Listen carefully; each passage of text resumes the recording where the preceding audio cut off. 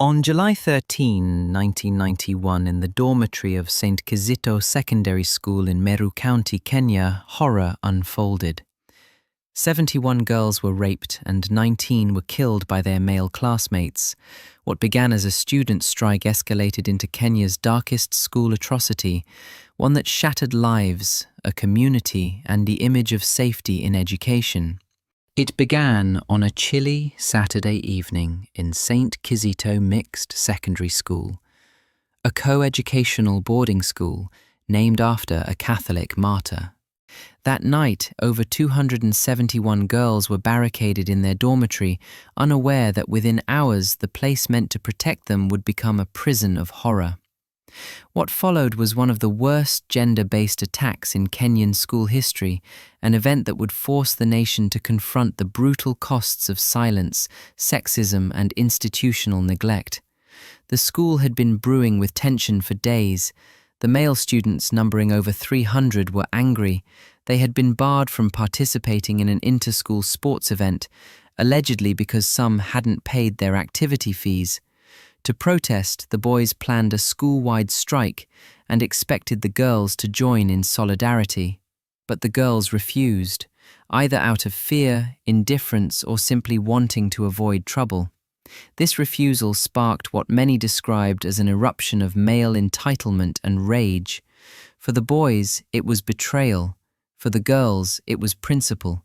For both, it became tragedy. By nightfall, the protest turned into a riot. The boys disabled the lights and cut the phone lines, plunging the school into darkness. Then they launched their assault. Stones rained down on windows, doors were kicked in, girls screamed. Overwhelmed by panic, more than 270 girls crammed themselves into one dorm block, trying to hide. The air inside grew hot and suffocating. Beds collapsed under the pressure. As the boys invaded, chaos exploded.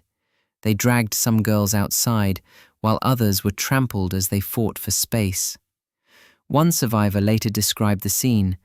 "We were attacked as if by a pack of hungry hyenas." By the time the violence ended in the early morning hours, 19 girls were dead, most from suffocation, trauma, or trampling. Another 71 had been raped. No teachers or security guards intervened in time. The police were called, but only responded after 2 hours, following a report from a fleeing teacher. When they arrived, the damage was already irreversible. In the chaotic dawn after the blackout and violence, 39 male students, aged between 14 and 19, were swiftly arrested, most taken from St. Kizito's dorms and classrooms. Police officially charged them with rape and manslaughter, holding them without bail for extended periods. The case went to trial in Meru, but remarkably, none of the boys were ever convicted of rape. Most faced charges only for manslaughter, with prosecutors citing the overcrowding and trampling as the cause of the girls' deaths. Hence, many avoided the harsher sexual offense convictions. Details from the court records indicate several served minimum sentences, some as little as 2 to 3 years, with no high-profile convictions for rape or murder. Their time behind bars was a far cry from the lifelong consequences suffered by their victims, who were given no access to legal advocacy or restitution. Meanwhile, the 3 night watchmen tasked with guarding the dorms were charged with failure to prevent a crime, but were later released due to lack of evidence. This legal outcome, widely seen through lens of institutional failure, exposed a deeply troubling reality. Sexual violence was downgraded to property damage and physical harm, while perpetrators walked free, some with token sentences.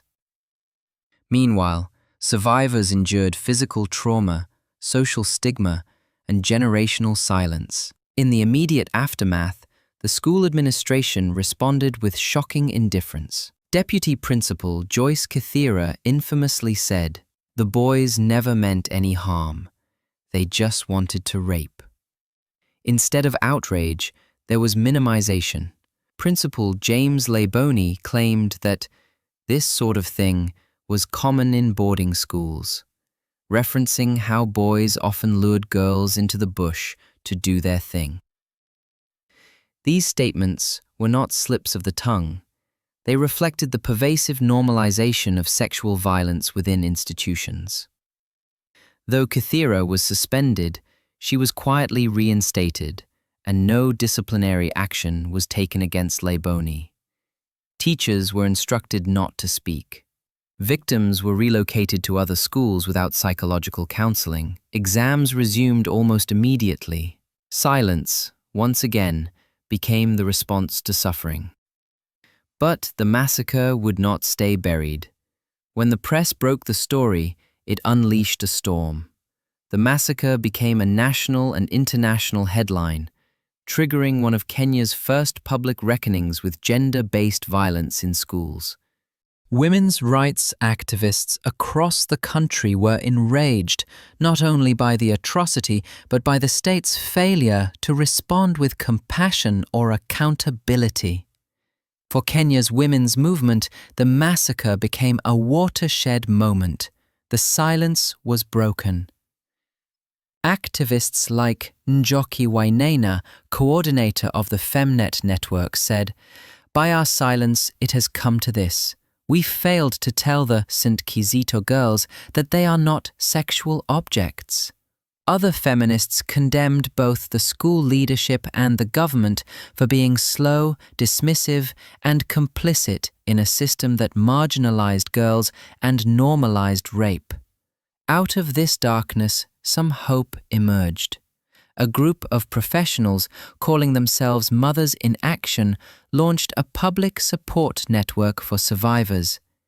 Each girl received a handwritten letter titled "Dear Daughter," and many replied with gratitude. One wrote, "Thank you for remembering the girls who suffered the tragedy. I was crushed under a bed for 3 hours.